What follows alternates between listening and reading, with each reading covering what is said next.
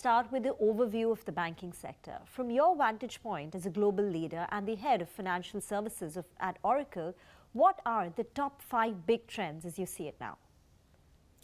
That's great. So I think, interestingly enough, banks being technology companies with banking licenses, the trends that we'll see with banks are quite, frankly, the trends that you see generally in technology. So I'll start with fundamentally the focus on the customer. With the advent of a lot of fintechs that came into being after the financial crisis that we had, the banking crisis in 2008, we saw a lot of fintech companies come around. They were born in the cloud. They use social technologies. They use the latest transformational frameworks. Use data really well, and they frankly made a big dent in the banking sector. And banks very quickly had to think about how to match the customer experience that they were providing. This actually got further exacerbated during the pandemic. We saw the number of digital customers grow by 3x. We saw the number of digital transactions go 6x. And customers were willing to jump from banks to other banks or other fintechs, depending upon the type of customer service they were receiving. So there's been an intense focus in modernizing the customer experience, in making sure that they bring the right product at the right time and the right service every time to their customers. So that's the first thing. The second thing we've seen is if you move from the retail or consumer banking sector to the corporate sector, that sector has not seen as much investment in what has been the digitizing of industries. It's still very paper-based and a lot of opportunities lost. So over the last 5-7 years, we've started seeing a tremendous amount of investment going into the corporate bank with front-to-back transformation in areas like corporate lending or liquidity and cash management, virtual account management. We've also seen payments go through a huge transformation in this space with new standards emerging, new real-time payment settlement mechanisms. So huge transformation happening on the corporate sector. I think some of the more profound changes that have happened are in the areas of regulation. Regulators are very much concerned about capital adequacy. Just last spring, you saw a number of bank failures happen, yes. Some large names. Regional ones. Yeah, the regional ones, and even banks like UBS as an example. So clearly the capital adequacy requirements are going to have gone up, and we are seeing banks self-impose on themselves new ways to stress test themselves, right? And so that has created a whole amount of scrutiny from regulators. So we expect that to continue to increase. An extension of that is actually cyber security. The number of cyber incidents that have happened over the last 3 to 5 years is exponentially higher than the period before that. So there's a tremendous amount of focus on cyber. And I think the last one I'll mention here is financial crime. If you really think about the amount of money that still gets laundered and escapes the dragnet of all the enforcement agencies, it's still somewhere between 2 to 5% of global GDP, which is sitting at $100 trillion.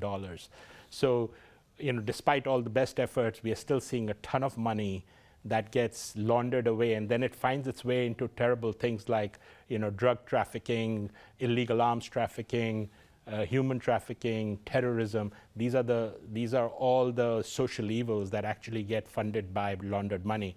So this is a tremendous amount of focus, both from a law enforcement perspective, but also from financial institutions that have the onus of preventing money laundering from happening. So the first one is explosion of retail banking, digitization, playing catch up and providing the kind of customer experience that fintechs provide, catch up of corporate banking, compliance, regulation. The fourth one is cybersecurity.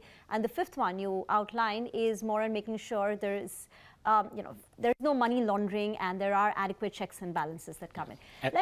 Can I just add to that? I think those are all business dimensions. Simultaneously, there's some fundamental changes like the move to cloud because people are trying to do more with less. But is there hesitancy amongst the banks and financial services to move to cloud? Because you don't want your core banking, there are concerns surrounding privacy, there is a large capital outlay. So some time back, it appeared that the banking sector was lagging behind the rest of the industries in migrating to cloud.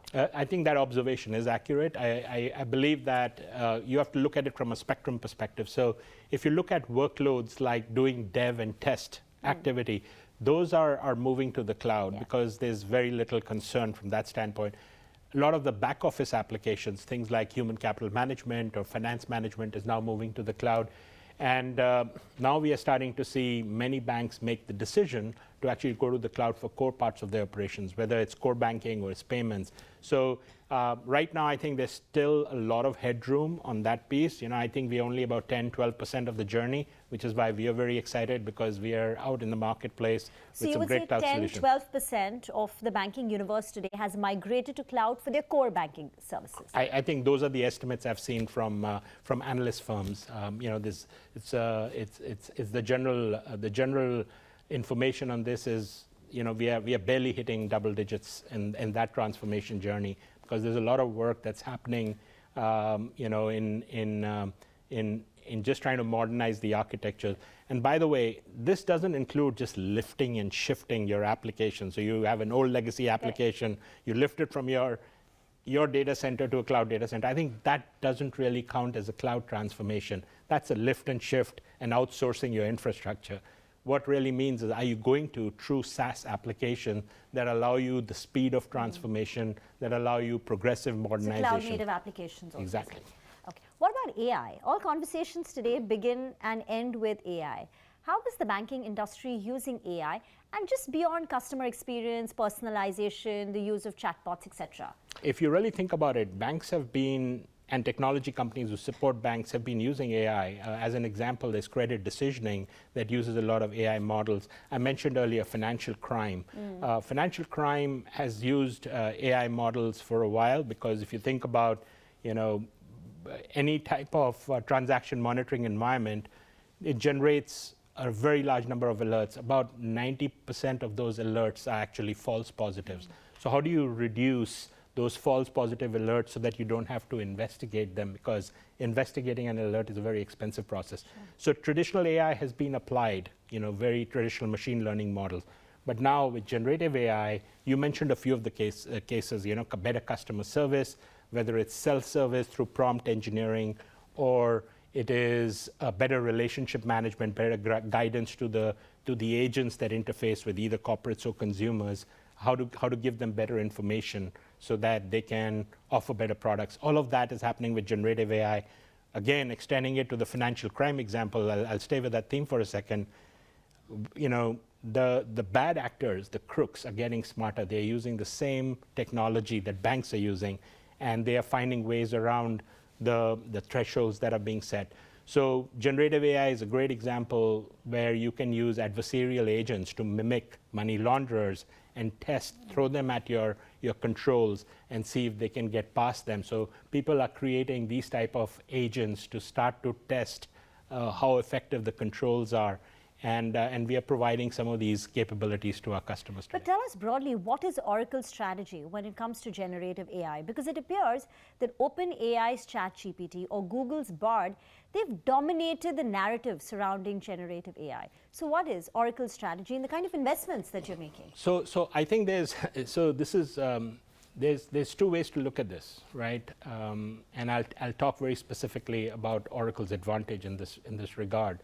So the first thing is that a lot of these things you're talking about are horizontal technology. So it's like me bringing the internet to you and saying, here's the internet, go crazy, do what you want to with it. Well, you'll write the applications that allow you better customer service or manage your supply chain. That's just a platform play. But really what differentiates Oracle is we are the only hyperscaler that has, you know, very detailed industry applications that provide the operating technologies that customers use across all the industries. We provide horizontal applications. So we actually have a framework for providing ready-made use cases that use both traditional AI as well as generative AI out of the box to our customers. We don't necessarily take a platform, throw it over the wall and say, go crazy with Bard and do what you want to. Very large companies can do that. If you look at Jamie Dimon, who's the CEO of JP Morgan Chase, if you look at his letter to the shareholders, he says, I have 57,000 IT professionals. There's a bank, one bank has 57,000 IT professionals. How many companies can boast that? Yes. So if you have 57,000 IT professionals, you might be able to do something with that. But most of the customers, the broader segment of the market, they want ready-made use cases. Yes. They want solutions. And that's Oracle's advantage.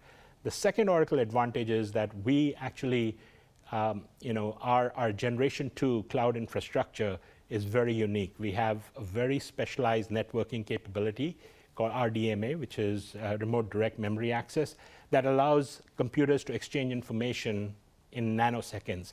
And it allows us to cluster a very large number of GPUs together. And you have some investment in a startup called Cohere also, right? Yes, exactly. So we are partnering with Cohere as a large language model. You're well informed. But we are not dependent on just one. We are happy to work with any large language model because our customers will make that decision. Where we'll build something, we will choose which large language models to work with, but where our customers want to do something, we will work with them. In the AI world, we have two distinct advantages. One is this extremely fast generative AI capability, along with very deep knowledge of actual business cases that comes from our heritage in industry applications and in horizontal applications to bring that capability to our customers. So I think we are very uniquely positioned in this regard. Is it too early to talk about how much generative AI can contribute to your top line? I think that's early to talk about in the world. The way we look at it is, this is not a zero-sum game. And it's packaged in with... Well, it's packaged in, but I also think that the potential of generative AI is huge. We are just starting to scratch the surface in the industry. Not that long ago, people hadn't even made it a part of their vernacular. Now boards are asking about generative AI strategies of their technology groups, right? So I believe we are in the very early stages, and the potential is huge. And I think it's going to uplift all the capabilities that we provide today. We are going to be delivering very intelligent applications that provide recommendations, that create narratives where narratives are important, that provide guidance to customer agents. So all of this is early stages.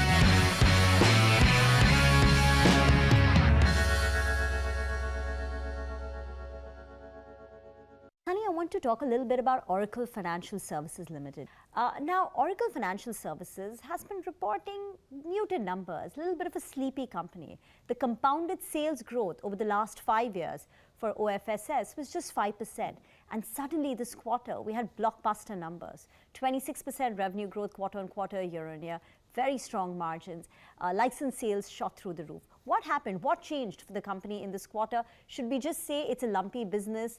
And what will be the sustainable growth for the company going ahead? I think there are a number of things happening. We basically, if you look at the overall landscape, there are Gen 1 core banking systems out there, the FISs and the Fiservs of the world that have been in existence for the last 40, 50 years. Very old technologies. They lack a lot of talent even out there that can handle that. Then there were a series of Gen 2 companies that I would classify as Temenos and Finacle and so on and so forth. And then there's a whole new slew of cloud native companies, but the vast majority of them are small. We are one of the companies that is building cloud native applications. And this is a very fundamental shift. If I take you back to my original point of what these companies have to do, these banks have to do to compete with the born-in-cloud fintechs, is they have to fundamentally relook at their architecture. They have to find ways to introduce new products and services to the market very quickly, be more hyper-personalized to their end consumer. And they can't do that with the legacy. Each time they have to release a new product, it takes them a year to code around it because of the fact that they're mired in that old technology. Frankly, many of the techs that exist today didn't even exist when those old systems were written, right? Mobility didn't exist, social technologies didn't exist, IoT didn't exist, AI was just theoretical, right? So now these new companies are born that way, banks are competing, and they have to relook at their architecture. So now I'm going to come back to your question. So the reason why we are starting to see tremendous momentum is that we have invested very heavily in taking our vast breadth and depth of product portfolio to a cloud native framework, which means we've modernized the architecture, writing of the first line of code. This is not putting veneers around it and putting it on a third-party public cloud. These have been engineered for the cloud from the ground up. They're completely microservices based. They have user experiences that are modern. They are completely API based, so they can work in an ecosystem of products, which is also one of the areas where the regulators are going. And they basically are hyper scalable. I mean, very recently we won a deal in the United States, large bank with 12 million customers, about 160 billion in assets. They were using one of the older platforms, and they basically tested us to the limit in scalability. We were able to demonstrate benchmarks that were going into the 100,000 transactions per second, right? And 2,000 concurrent transactions per second. Again, a bit of technical jargon here, but this scale is important in this new world where more and more transactions go. This shows Oracle's readiness. It takes two sides to close in a deal. Yeah. Right? So Oracle is all ready to provide next generation technology, and it's been tested, it's scalable, and everything that you said. Yeah. But on the other hand, you also need the companies, the banks, the financial services willing to make that investment, and you are competing with other players. Yeah. Right? You named Temenos, for instance. What is your market share? And again, getting back to the growth, have we reached that inflection point in the Indian financial sector or in the financial sector? Can we continue to see the kind of growth rates that we've seen in Q3 continue? So I think growth is dependent on a number of things. There are always external factors, macroeconomic trends, and so on and so forth. So I think what you said is right. We are ready. We have the next generation of application. And frankly, we don't consider that Temenos is in that business, right? Temenos is definitely in the second generation of application. And the kind of companies that you see in this third generation, they're really small, right? They don't have the R&D. They can't invest in broadening their portfolio, reaching the customer base, adding AI capabilities from the ground up. As a company, we spend north of $7 billion in R&D every single year, right? So we take advantage of that R&D in building these capabilities. So I believe the growth will be determined by how the macroeconomic spend will happen. I believe that banks are now really aggressively addressing a progressive modernization agenda. So they're not willing to do a complete sweeping change of everything they've got. They'll take pieces of the puzzle and they'll continue to modernize, because that's what that's what their risk appetite is right now. And for that, you need a componentized architecture. But you are seeing a switch in the acceptance of the banks, your clients, your customers, 100%. compared to 6 or 8, 1 year ago. I think maybe I would say compared to 2 years, 3 years ago, I think the pandemic was definitely a defining factor. They realized that it was time to change because the volumes were growing up and their existing infrastructure. But yet in FY23, it's not that the revenue growth for the company was very high. It was about 9-10% on the top line.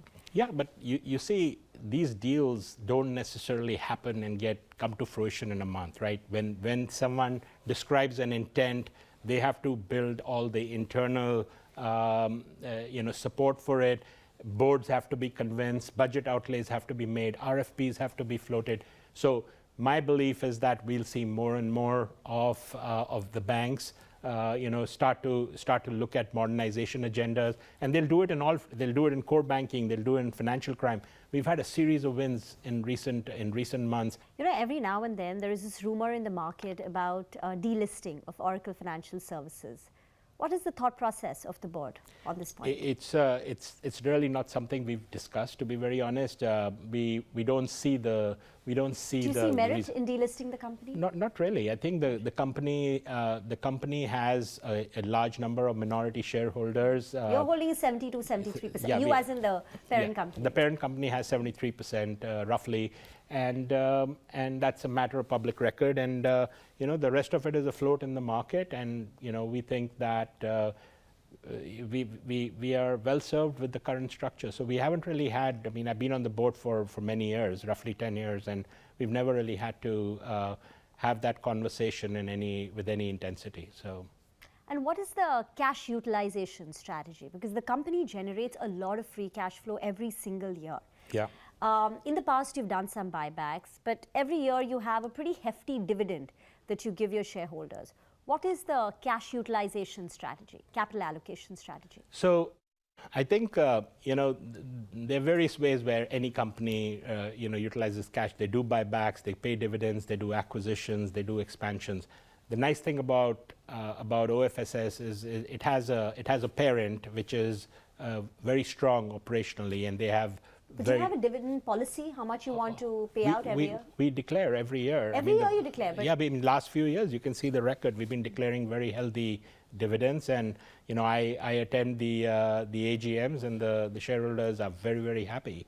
And so, when we find the right acquisition opportunities, we will do that. But the fact of the matter is, we can do that one of two ways. We can buy the company through Oracle. We can buy the company through OFSS. I mean, that's really our corporate strategy, which will come into play depending upon the circumstance. So we'll use the same capital allocation strategies that are traditional in this regard. Right now, we are very much focused on returning to shareholders through dividends. And are you scouting for any acquisitions? I know it's always on the radar. Yeah. You will never turn away from an opportunity, but is there something on the table right now? There always is something on the table, and we continue to stay focused on that because the opportunity to expand addressable market is there. And we look at a lot of inbounds, we look at some outbounds, but the fact of the matter is that, while money was very cheap, the valuations were quite extensive, and so we haven't really found really great cases where the value of the asset was well represented. So we'll see what the future brings. Sonny, thank you very, very much for speaking to us. It was my pleasure. Thank you for having me on.